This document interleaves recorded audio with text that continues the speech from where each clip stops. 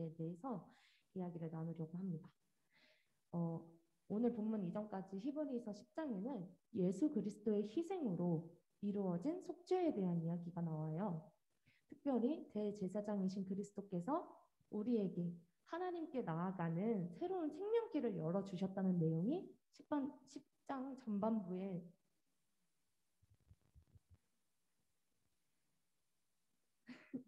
더 네, 새로운 생명길을 열어주셨다는 내용이 나옵니다.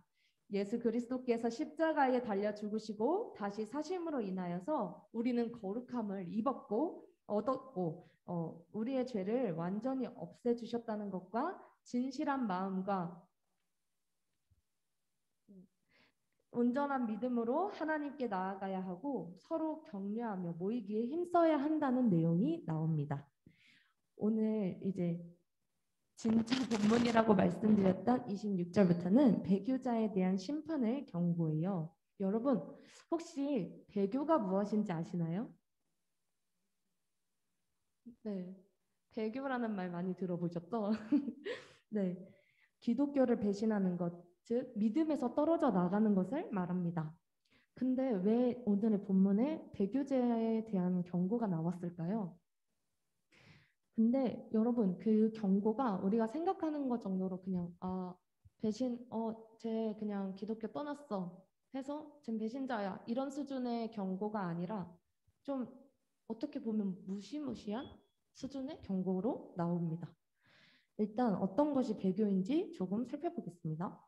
26절에 보면은 진리를 아는 지식을 받은 후라는 부분은 좀 이따 보고 우리가 짐짓 죄를 범한즉 이런 구절이 있어요. 여기 26절에 보면은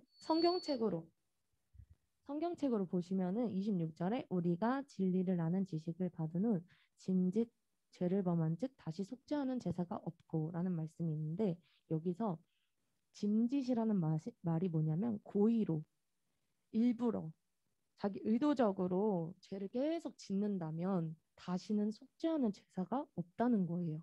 그러니까 나의 죄를 없애주는 제사가 우리한테는 십자가였잖아요. 예수 그리스도의 십자가. 그 제사가 더 이상 없다는 거예요. 어, 그 당시에는 예수님을 믿는다고 하면은 박해가 굉장히 심했어요.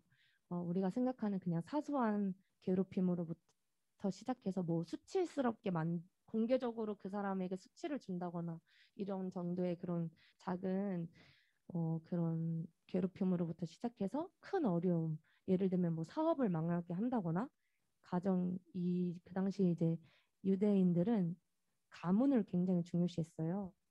그 족보에 실리는 걸 굉장히 중요시했는데 그 가문에서도 박탈했어요. 그 사람을 더 이상 이 가족으로 쳐주지 않았어요. 그 정도의 이제 어려움, 심지어는 죽음의 문턱까지 들고 가는 우리가 성경을 많이 읽어본 친구들은 알 텐데 네. 예수님을 믿어서 죽는 사람들까지도 나오는 그 정도의 박해가 있었던 시절이에요. 그래서 유대교도들의 박해를 이기지 못해서 다시 유대교로 돌아가는 사람들이 그 당시에 있었어요. 그래서 그 사람들에게 돌아가지 말라고 편지를 쓴 거예요. 그게 히브리서라는 지금 우리가 읽고 있는 이 책입니다. 어, 여기 보면은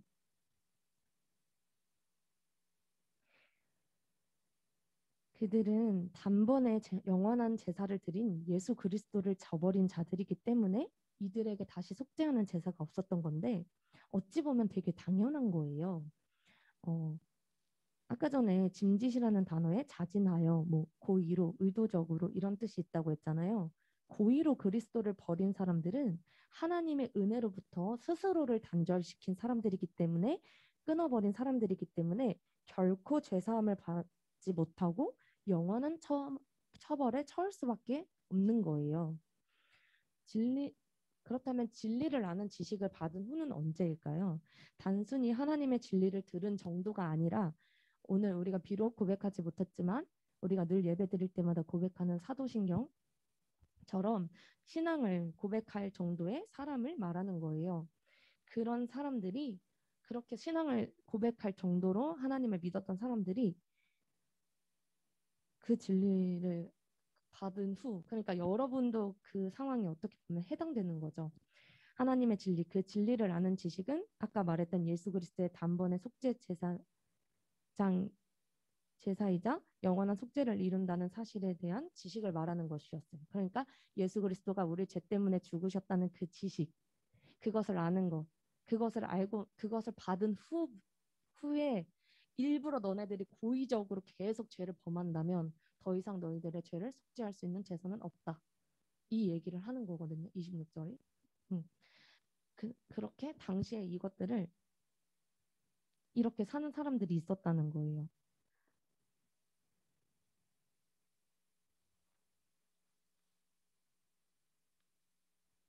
그러한 자들을 위한 다시 속죄하는 제사, 즉 그 죄를 위한 제사가 남아있지 않다는 거고 더 이상 구원의 기회는 없다는 거죠.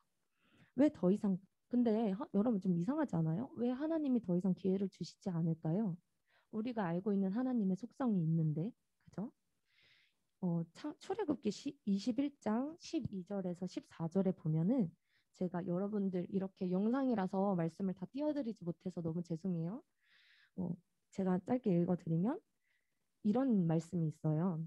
사람을 쳐 죽인 자는 반드시 죽일 것이니 만일 사람이 고의적으로 한 것이 아니라면 그 도피성이라는 곳으로 도망해서 목숨을 구제할 수 있었고 사람이 그의 이웃을 고의로 죽였으면 14절에 사람이 그의 이웃을 고의로 죽였으면 너는 그를 내 제단에서라도 잡아내려 죽일지니라.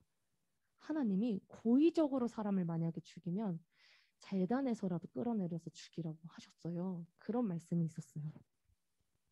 사람을 때려서 죽인 자는 반드시 죽어야 하지만 고의적으로 한 사람은 진짜 정말 반드시 죽어야 한다는 거죠. 이런 말씀이 민수기 15장에도 있어요.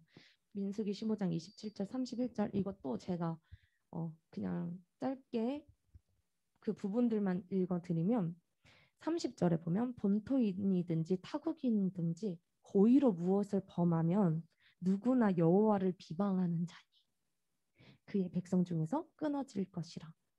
누구든지 고의로 어떤 죄를 범한다면 그것은 여호와를 비방하는 거라는 거예요. 이 비방한다는 것은 세번역으로 보면 주를 모독한다는 것이거든요.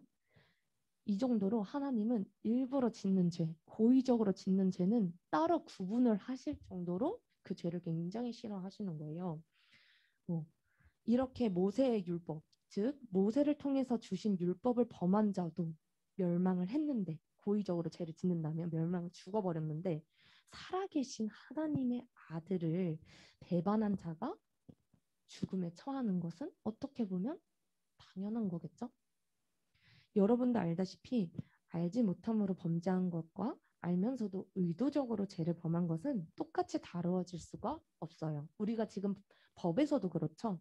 이 사람이 고의로 살인을 저질렀다면 가중처벌이 되고 이 사람이 의도하지 않았으면 그렇게 이제 또 감형이 되는 경우도 우리가 뉴스에서 많이 보셨을 거예요. 특히 성경은 앞서 살펴본 출애굽기의 말씀과 민수기의 말씀처럼 굉장히 엄격하게 구분을 합니다.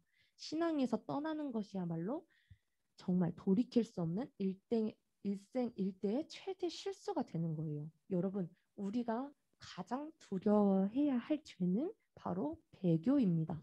우리가 하나님을 떠나는 것이 가장 우리가 두려워해야 할 죄예요. 왜냐하면 사함을 받을 수가 없기 때문에. 그렇다면 배교자들은 어떻게 된다는 걸까요? 27절 우리 히브리서 10장 27절에 보면 오직 무서운 마음으로 심판을 기다리는 것과 대적하는 자를 태울 맹렬한 불만이 있다는 거예요. 그러니까 하나님은 이 사람들 이렇게 고의적으로 죄를 짓는 사람들을 대적하는 자라고까지 정의하십니다. 세번역을 통해서 보면은 이 대적하는 자는 반역자로 간주돼요. 이것은 단순히 이곳에서 히브리서에서만 나오는 표현이 아니고 예수님께서도 자기를 대항하는 유대인들에게 마귀의 자식이라고까지 말씀을 하셨어요. 요한복음 8장 44절에 보면은 그 예수님이 이제 행하시는 일들에 대해서 유대인들이 반감을 가지고 막 뭐라 뭐라 하니까 너희들은 마귀로부터 났다. 너희들은 마귀의 자식이다. 이런 얘기를 예수님이 하시는 장면이 있어요. 그렇게까지 표현을 하시고 또 그 유대인들에게 그렇게 자신의 의를 드러내는 자신에게 가득 빠져 있는 그 유대인들에게 뱀들아 독사의 새끼들아 너희가 어떻게 지옥의 판결을 피하겠냐라고까지 예수님이 말씀하실 정도로 고의로 죄를 짓고 그렇게 의도적으로 죄를 짓는 것을 아주 다르게 표현을 했고 그것은 하나님을 대적하는 것이라고까지 표현을 예수님도 계속 하고 계셨고 히브리서에서까지도 그 표현을 쓰고 있는 거예요. 이것은 다 그들이 스스로 하나님의 원수, 하나님의 대적, 하나님의 반역자가 되기로 선택했기 때문이에요. 하나님과 원수가 된다는 것은 첫 번째, 모든 소망이 없어진다는 거고, 두 번째, 어떤 방법으로도 이 소름 끼치는 심판을 피할 수 없다는 것입니다. 왜 소름 끼치는 심판인지는 뒷부분에서 말씀을 드릴게요. 하나님의 맹렬한 불에 의해서 우리는 확실하게 소멸될 수밖에 없다는 거죠. 하나님과 원수가 된다는 것은 말이에요. 하나님의 뜻은 반드시 이루어져요. 따라서 우리 이거는 주기도문에서도 나오죠. 예수님이 음, 하늘에서 이루어진 것처럼 땅에서도 하나님의 뜻이 이루어지기를 원하시는 기도를 하시죠. 하나님의 뜻은 그렇게 반드시 이루어지는데 따라서 이것을 알면서도 우리가 하나님의 뜻이 반드시 이루어진다는 걸 알면서도 이 그것을 불순종하고 거역하는 일이야말로 어리석은 자 중에 가장 어리석은 자가 되는 지름길이에요. 이 사람들은 자신에게 주어진 특권과 기회를 스스로 포기했기 때문에 다른 기회나 더 나은 것을 기대하기가 사실 불가능합니다. 배교자에게 이 말 맹렬한 불의 심판은 최후 심판 이후에 받게 될 형벌을 의미해요. 성경에는 지옥을 불과 유황으로 표현하고 있는데요. 나는 이거는 마태복음 5장 22절 나는 너희에게 이르노니 형제에게 노하는 자마다 심판을 받게 되고 형제를 대하여 나가라 하는 자는 공회에 붙잡혀 가게 되고 미련한 놈이라 하는 자는 지옥불에 들어가게 되리라. 이렇게 계속 이런 이것처럼 마태복음 5장 22절, 계시록 20장 10절, 14절, 15절에 보면은 계속 불과 유황에 던져질 것이고 불못에 던져질 것이고 불바다에 던져질 것이라는 말씀이 계속 나오면서 지옥을 그렇게 불과 유황으로 표현하고 있어요. 지금 우리는 27절에 있는 맹렬한 불에 대해서 이야기하고 있는 것입니다. 그 맹렬한 불이 바로 지옥을 뜻한다는 거예요.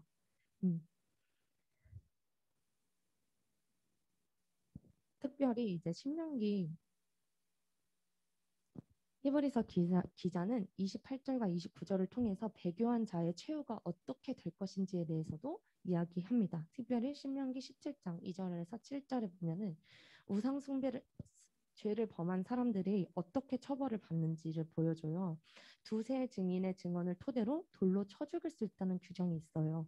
그 당시에 신명기 이제 17장에 나오는 건데 너는 그 악을 행한 남자나 여자를 내 성문에서 끌어내고 그 남자나 여자를 돌로 쳐 죽이되 죽일 자를 두 사람이나 세 사람의 증언으로 죽일 것이요 한 사람의 증언으로는 죽이지 못한다.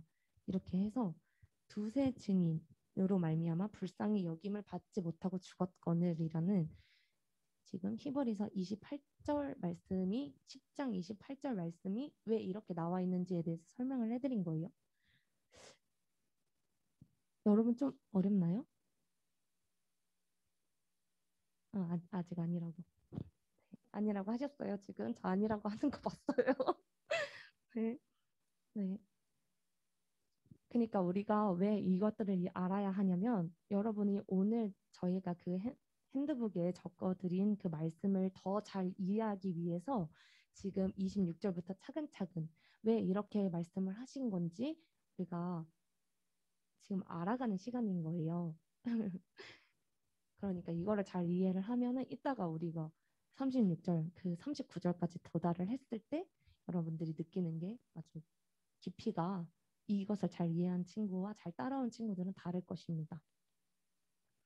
그렇게 이제 하나님께서 사형에 해당하는 죄로 규정하는 일들이 많은데 이 같은 것 이렇게 하나님께서 정해주신 규정을 지키지 않는 사람들의 모습을 어, 성경은 거룩한 하나님의 법을 인정하지 않는 것으로 봅니다. 율법의 명령을 쫓지 않고 임의로 행하는 사람들은 율법을 주신 하나님의 권위 자체를 인정하지 않는 것으로 받아들여졌기 때문에 벌을 피할 수가 없다는 것이었어요. 모세의 율법을 어기는 자들에게는 긍휼이나 자비의 여지 없이 형벌이 내려졌습니다. 그러니까 우상숭배를 하면 그걸 두세 사람이 증언을 해요. 제 우상숭배했어요. 그러면 진짜야? 해서 진짜로 밝혀져요. 두세 사람이나 증인이 있으니까. 그럼 돌로 쳐서 그 사람을 죽였어요. 이런 것처럼 성경에는 이제 구약에 보면은 죽을 수밖에 없는 죄들이 많이 있었어요. 그런 것처럼 모세의 율법으로 만들어진 율법도 범하면 죽는데 살아계신 하나님의 아들이신 예수 그리스도를 너희들이 저버리면 그분의 말씀을 듣지 않으면 그분을 따르지 않으면 우리가 다시는 속죄하는 제사가 없는 게 너무너무 당연한 거죠. 그러니까 우리가 이것을 하나님 너무해. 하나님 어떻게 이럴 수 있어? 이렇게 생각할 게 아니라 하나님은 하나님이시고 우리는 인간이잖아요. 하나님 그만큼 하나님은 어떻게 보면 우리가 그저 하나님이다 이렇게 생각할 게 아니라 하나님이시다라고 생각할 존재라는 거예요. 우리가 제가 바라는 것은 우리가 수련회를 통해서 지금까지 우리의 신앙이 조금은 이렇게 비대면이고 여러분들이 자유롭게 신앙생활을 했고 여러분들이 원하면 예배를 드렸고 원하지 않으면 예배를 드리지 않았고 예배를 틀어놓고 다른 짓을 했어도 됐었고 그런 시간들을 사실 저도 그렇고 여러분도 그렇고 우리 다 그렇게 보냈잖아요. 근데 이제 수련회를 기점으로 우리가 진정으로 예수를 바라보면서 그 신앙을 우리 안에서 재점검을 하고 우리들이 지금까지 너무 안일한 신앙생활을 했구나.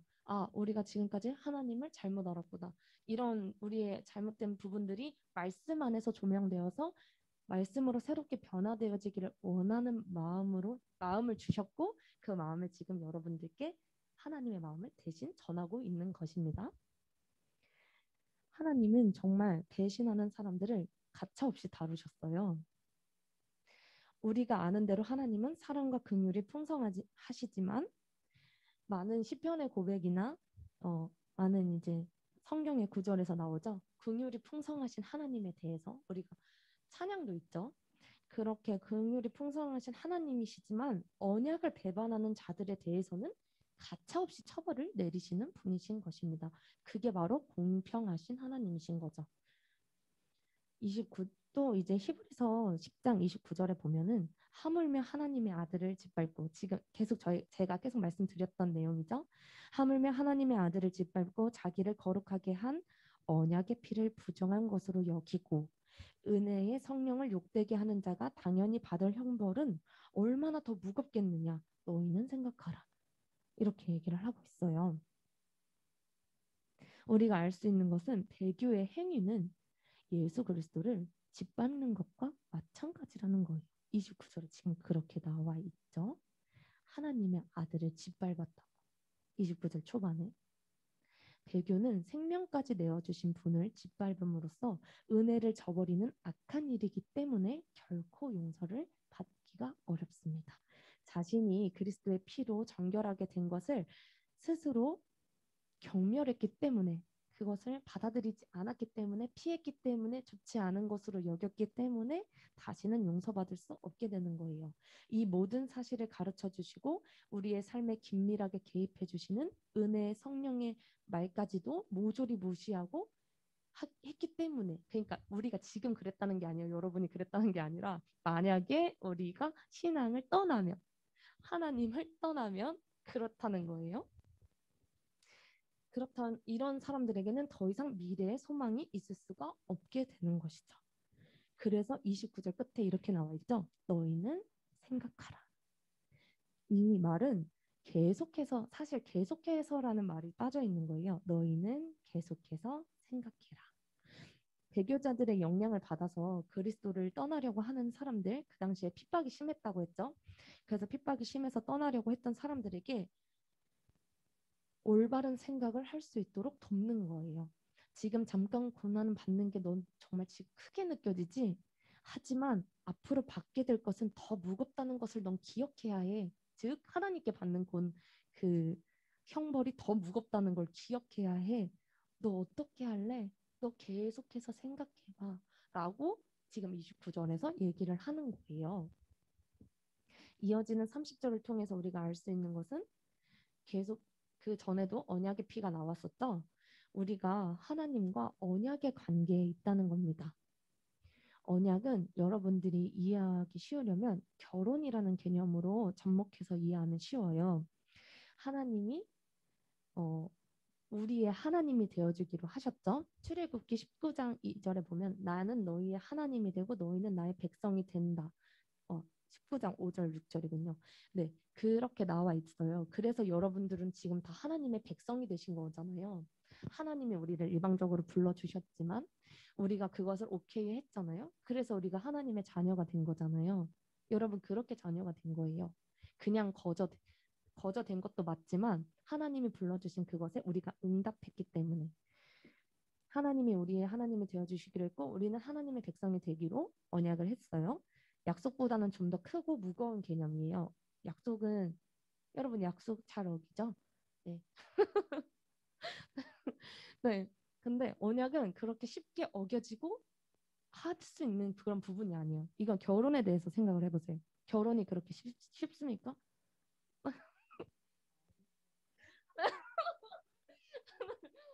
네. 결혼을 유지하기도 어렵고, 에? 서로에게 좋은 남편이 되어지고 서로에게 좋은 아내가 되어주는 게 네, 제가 선생님들이 아주 어렵다고 하시거든요.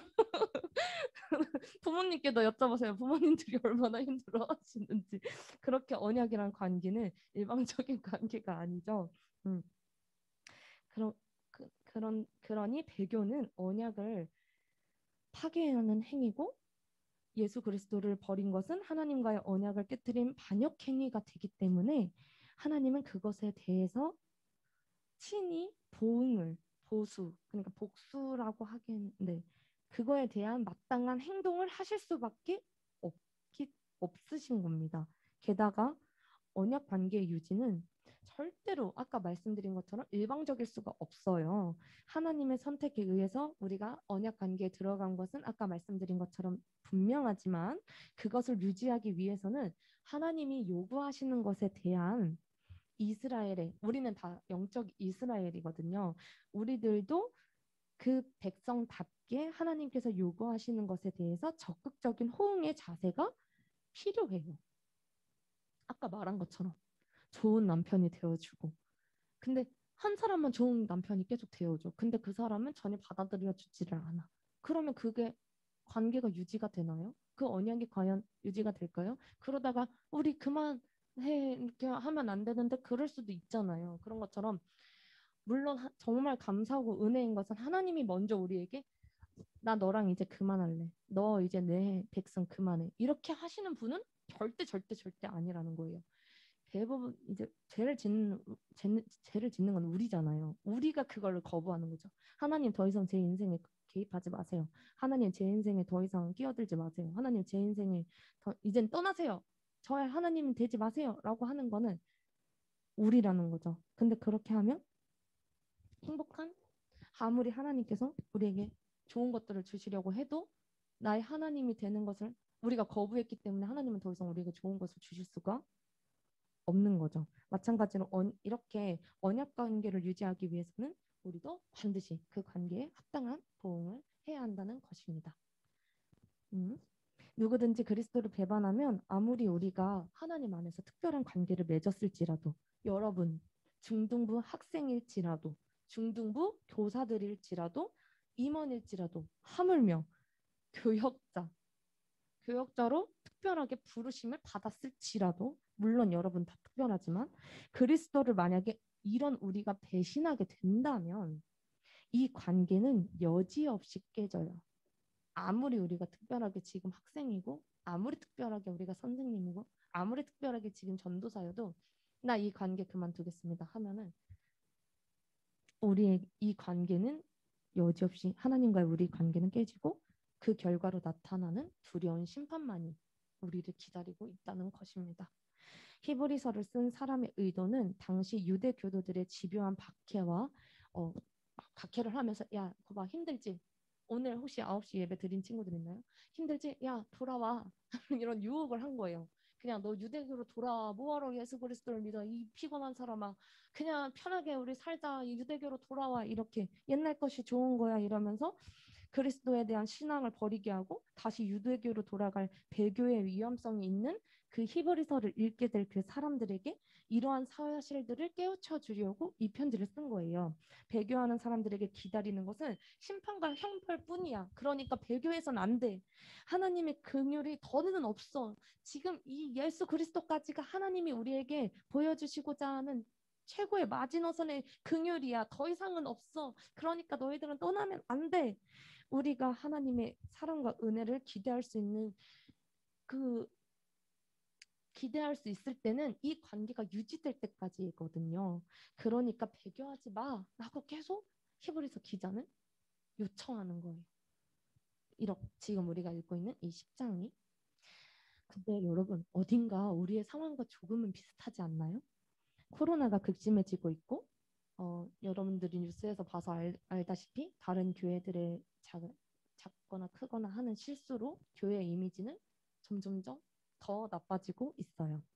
하나님을 의심하게 만들고 교회를 다니는 것이 바보같이 느껴지는 게 사실 요즘 현실입니다.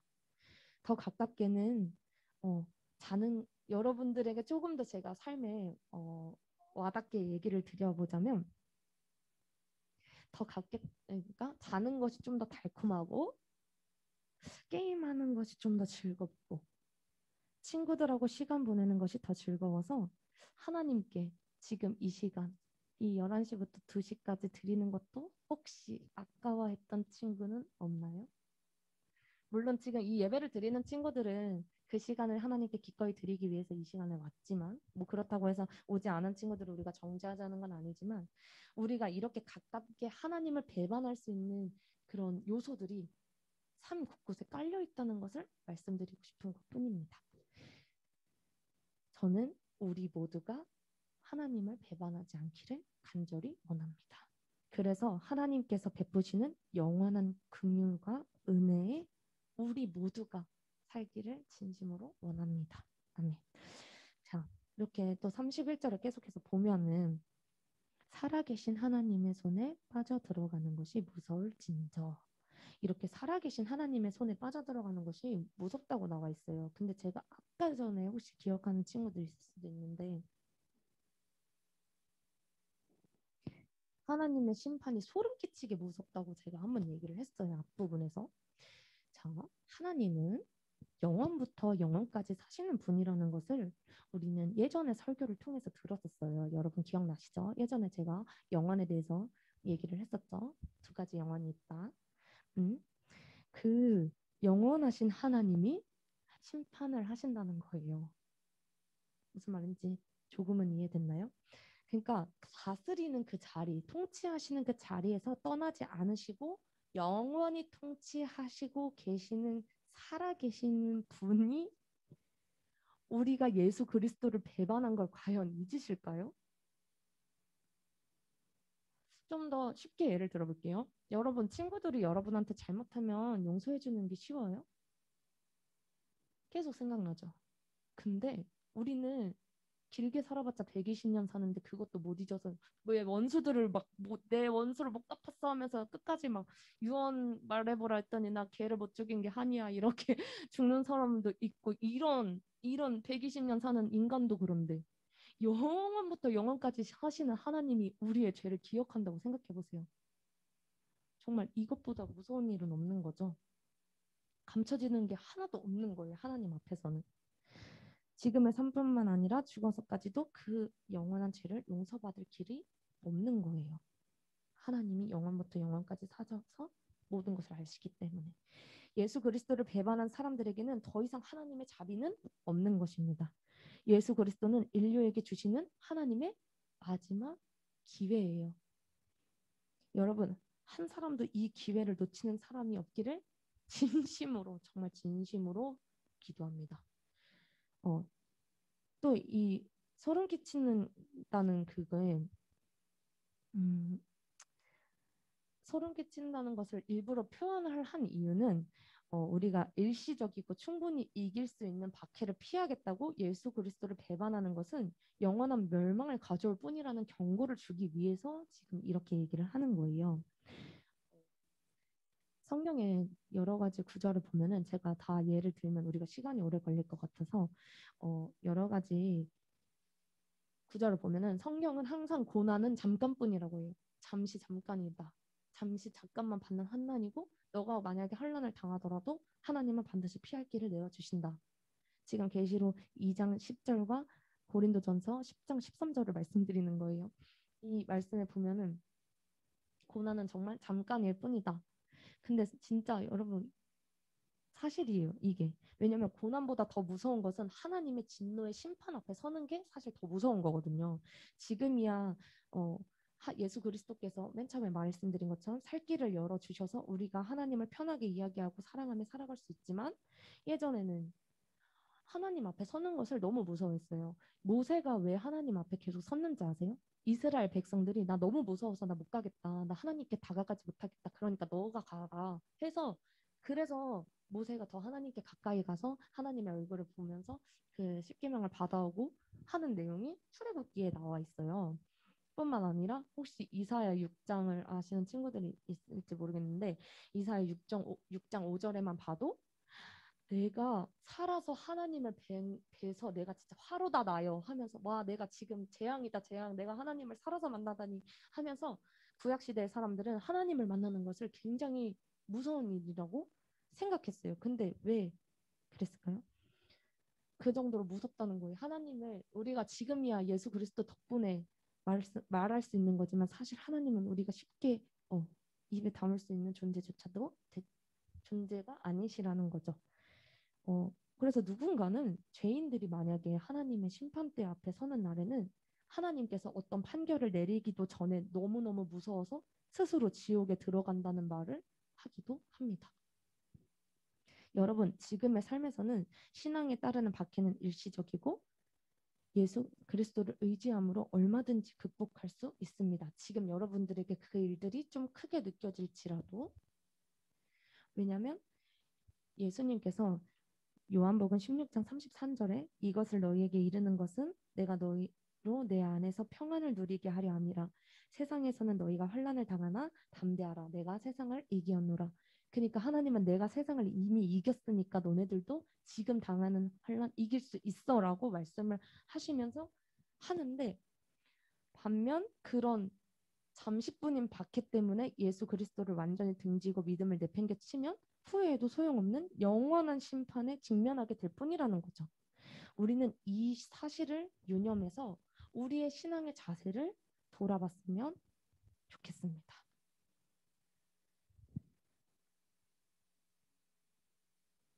사실 준비된 말씀은 더 있는데 음, 더 일단 조금 더 해볼까요?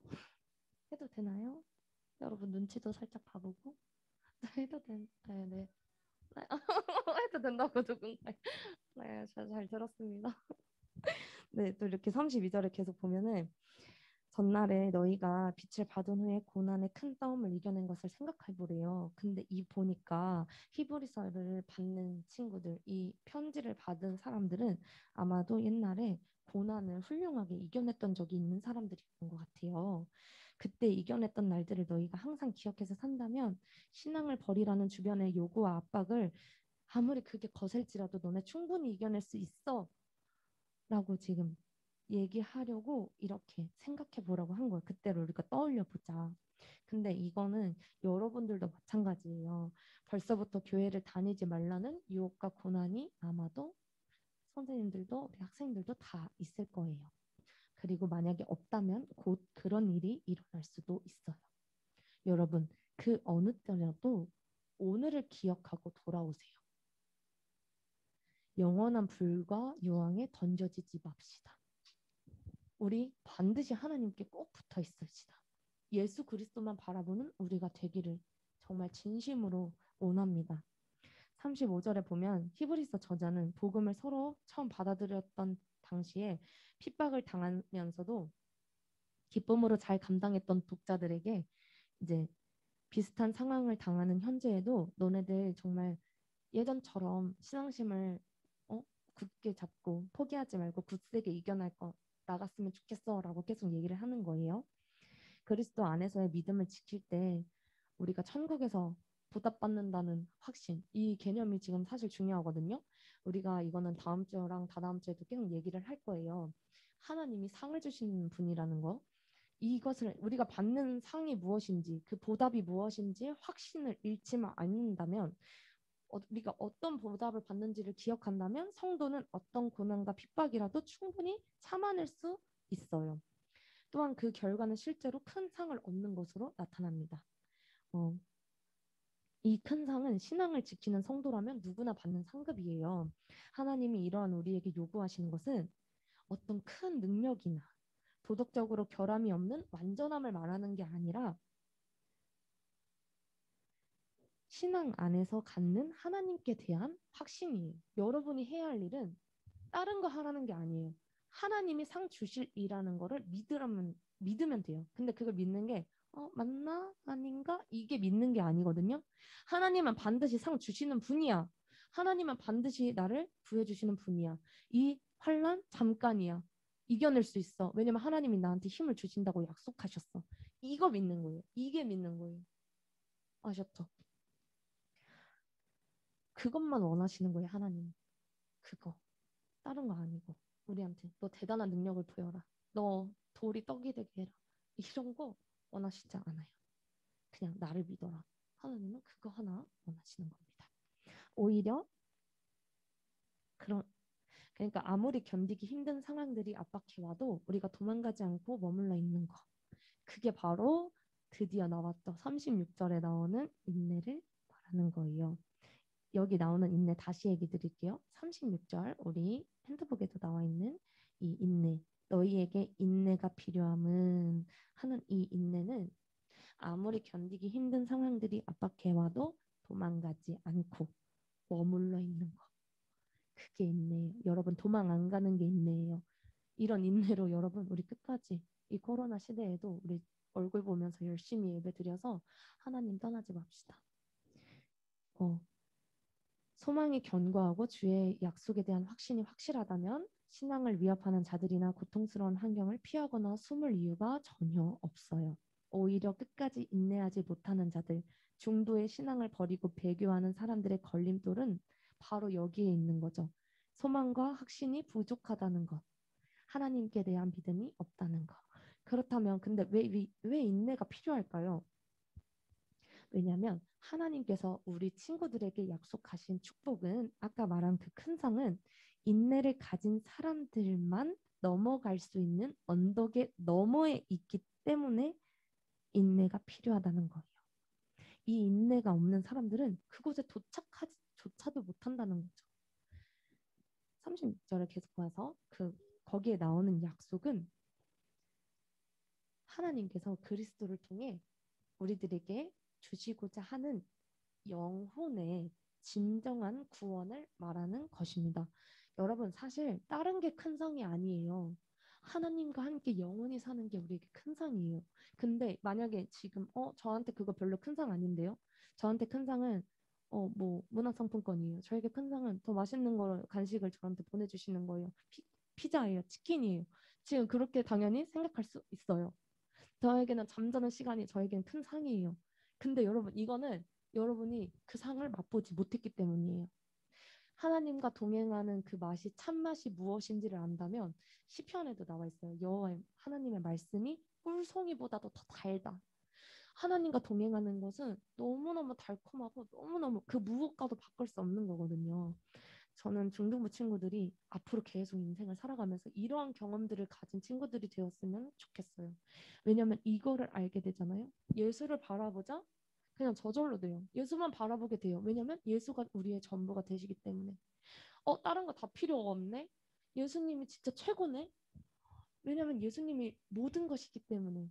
만물의 주인이시기 때문에 이거는 우리가 좀 더 살아보면 느끼게 되는 것 같아요. 여러분들이 오늘을 정말 기억해서 하나님을 떠나고 싶을 때, 아, 신앙 진짜 때려치고 싶다. 내가 교회 왜 언제까지 가야 되지? 그만 가고 싶다. 이때 이제 오늘을 생각하고, 아니야. 하나님 나한테 상 주시는 분이야. 아니야. 하나님 나한테 이 고난 이기게 해주시는 분이야. 아니야. 그때 전도사님이 그랬어. 치킨보다 피자보다 좋은 게 있다고. 문상보다 더 좋은 게 있다고. 편의점 교환권보다 더 좋은 게 있다고. 그때 전도사님이 그랬어. 이거를 생각하면서 여러분들이 꼭 하나님을 떠나지 않았으면 좋겠어요. 어, 성경에 보면은 우리가 하나님 나라에 들어가면 많은 환란을 겪어야 한다고 해요. 그러니까 여러분 중요한 게 뭐냐면 여러분이 하나님을 떠나든 안 떠나든 여러분의 인생에는 환란이 있어요. 냉정하게 말해서. 환란은 반드시 와요. 이거는 뭐 남녀노소를 다 막론하고 신분과 모든 것을 돈이 많든 적든 환란은 반드시 와요. 근데 이것은 잠깐이라는 거예요. 음,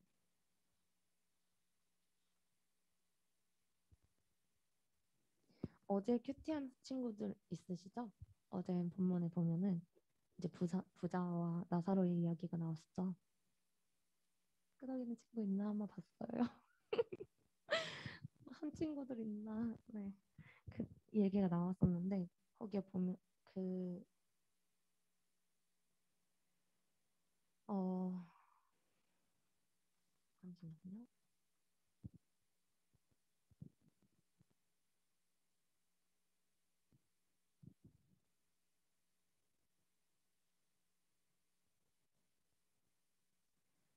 음, 어쨌든 제가 여러분에게 꼭 말씀을 드리고 싶었던 내용은 고난은 잠깐이라는 거예요. 지금 이 고난이 영원할 것 같지만 그 고난은 반드시 끝난다는 거예요. 하지만 그 잠깐을 못 견뎌서 우리가 하나님을 떠난다면 그 받는 형벌은 너무나도 크고 무섭다는 거예요. 소름 끼치는 거라는 거예요. 그러니까 우리가 오늘을 기억해서 절대로 떠나지 말자는 거예요. 그게 예수를 바라보는 거예요. 우리가 떠나지 않는 것 자체가. 어, 믿음을 지키는 자들에게만 미래와 소망이 있습니다. 믿음을 쫓지 않고 마음이 교만해져서 제 고집대로 행하는 사람들의 태도는 뒤로 물러가는 거예요. 여러분, 근데 38절에 보세요. 뒤로 물러가면 내 마음이 그를 기뻐하지 않는데요. 하나님이 뒤로 물러가는 거 좋아하지 않으세요. 여러분, 어쨌든 제가 계속 말씀드리고 싶은 내용은 우리가 이렇게 신앙의 길로 접어들었잖아요. 여러분, 이렇게 하나님 믿기로 결정했잖아요. 수련회 정말 자신의 시간을 쪼개서 이 시간 줌 들어와서 우리 함께 예배하고 있잖아요. 한 번 발을 들였으니까 절대 이 발을 빼지 맙시다. 우리 하나님만 바라보면서 계속 직진합시다. 저는 우리가 다 그렇게 됐으면 좋겠어요. 앞으로 전진해야 할 상황에서 두려움 때문에 앞으로 나아가기를 포기하는 태도 이제는 버립시다. 여러분 만약에 대면 예배가 열리게 되면 거침없이 나오셨으면 좋겠어요. 그래서 우리가 이곳에서 함께 눈으로 서로를 바라보며 호흡하며 살아있는 예배를 드렸으면 좋겠어요. 물론 이 줌으로도 살아있는 예배 드릴 수 있지만 사실 모르는 거잖아요. 이 꺼져 있는 화면 뒤로 여러분이 무엇을 하고 있을지. 왜냐하면 우리는 그 다른 짓을 하지 않기로 약속하기 위해서 이 수련회 때 하나님은 이 말씀을 주신 건데 우리가 뭘 하고 있는 여러분을 믿지 못한다는 게 아니라 그렇게 쉽게 병들 수 있다는 거예요. 우리가. 네. 그러니까 우리가 예수 그리스도만 바라보며 잠깐인 고난에 마음을 두지 말고 우리에게 다시 힘을 주시고 능력을 주시는 하나님 의지하여 우리에게 주어진 모든 삶을 잘 살아내고 뒤로 물러가 멸망받을 자들이 되지 아니하고 오직 영혼을 구원함에 이르는 믿음을 가진 자들로 우리 중등부 친구들 한 사람 한 사람이 거듭나기를 진심으로 원합니다. 우리가 같이 한 가지 기도를 했으면 좋겠어요. 우리 기도하기 전에 찬양을 기도하는 게 맞나요? 하늘을 나는 기도하기 전에 하는 하늘을 나는 새도 우리 아까 마지막으로 불렀던 찬양 있죠? 우리가 그 찬양을 같이 불렀으면 좋겠습니다.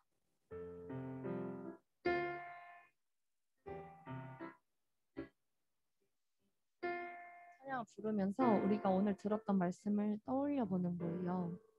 먼저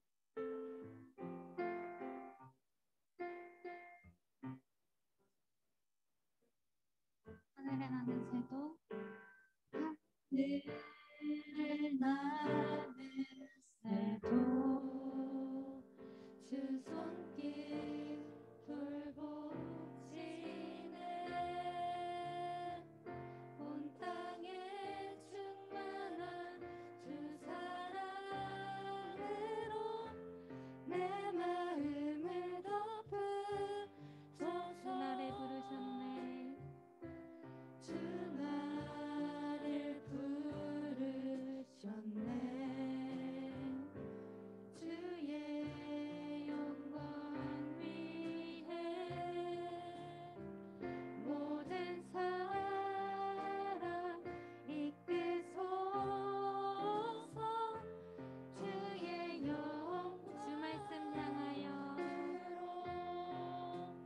주 말씀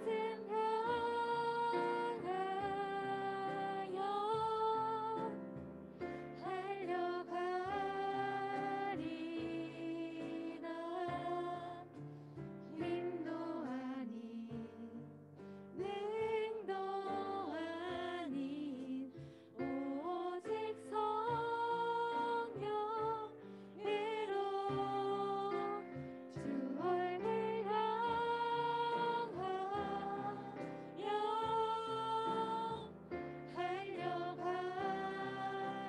달려가리라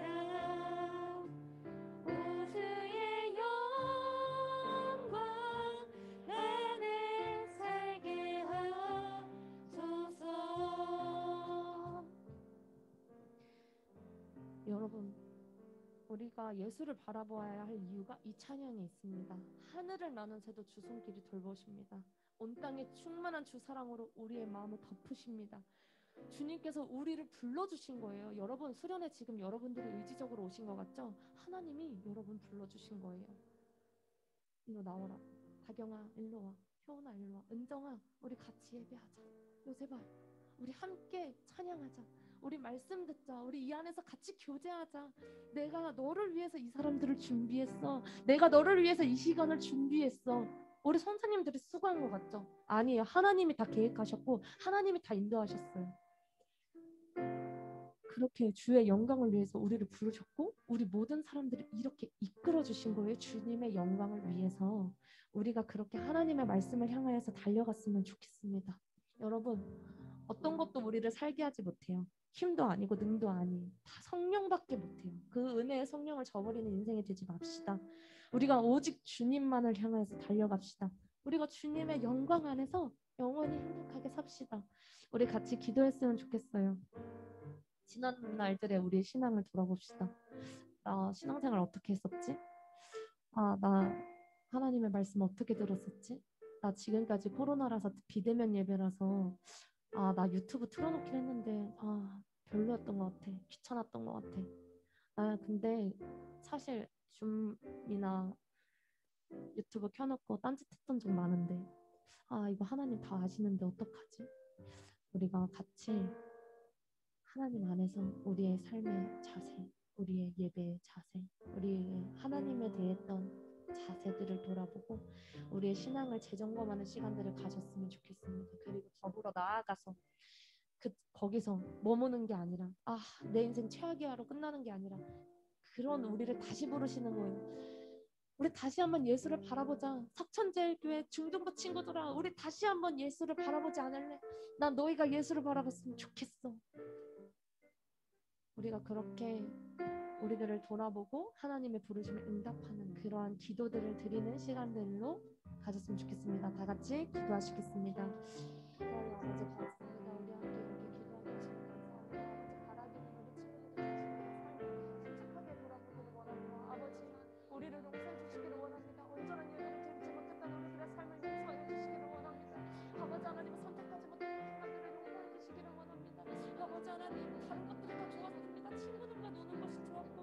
아버지 하나님을 거스르는 것들을 다 즐겁고 행복했습니다. 아버지 하나님 우리들을 용서해 주시옵소서.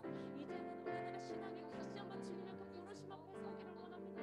그래서 그것을 믿음으로 반응하는 저희들이 되었으면 좋겠습니다. 아버지 그래서 하나님께 기쁨이 되어지고 하나님의 영광을 위해서 살아가고 하나님의 영광을 위해서 지어가고 우리 중동부 친구들 한 사람 한 사람 되게 하여 주시옵소서. 아버지 하나님 이 말씀 하나님께서 하시고 싶었던 말씀이잖아요. 하나님 아버지 우리 친구들의 말씀 마음에 그 말씀을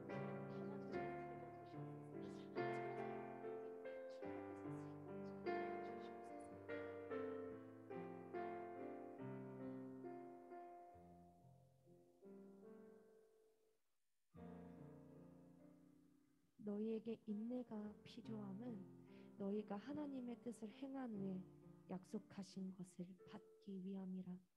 잠시 잠깐 후면 오실 이가 오시리니 지체하지 아니하시리라. 나의 의인은 믿음으로 말미암아 살리라.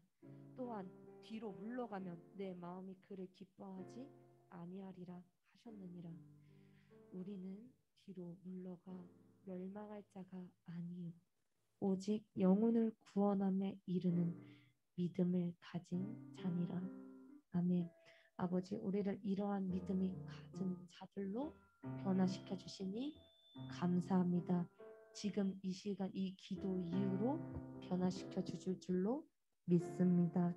아버지 우리들의 신앙이 어떠한 모습이었던지 간에 주님께 용서 구한 부분들 하나님 하나도 기억하지 말아주시고 사랑으로 덮어주시어서 새로운 살 길을 열어주신 예수 그리스도만 바라보며 다시 한번 믿음의 생활들을 즐겁게 해나가는 힘차게 해나가는 우리 중동부 친구들 한 사람 한 사람 되게 하여 주시옵소서.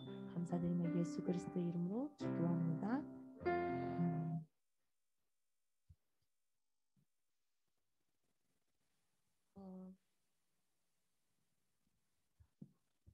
우리가 이제 줌으로 예배를 드리기 시작하면서 봉헌 시간을 다시 부활시키려고 합니다.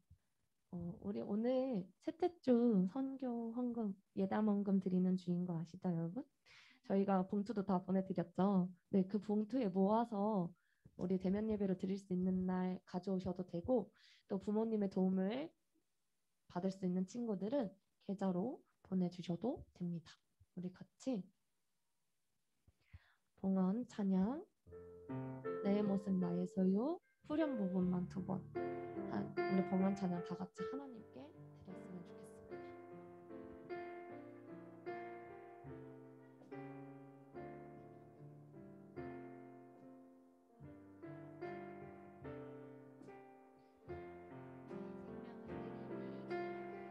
나의 생명을 드리니 주 영광 위하여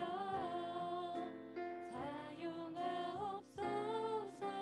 내가 사는 날 동안에 주를 찬양하며 기쁨의 샘을 되리. 나를 받아주소. 나의 생명을 드리니 주 영광 위하여 사용하옵소서. 내가 사는 날 동안에 주를 찬양하며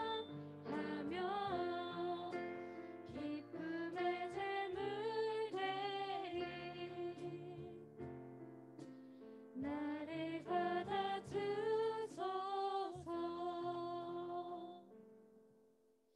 하나님 아버지 감사합니다. 마음 드립니다.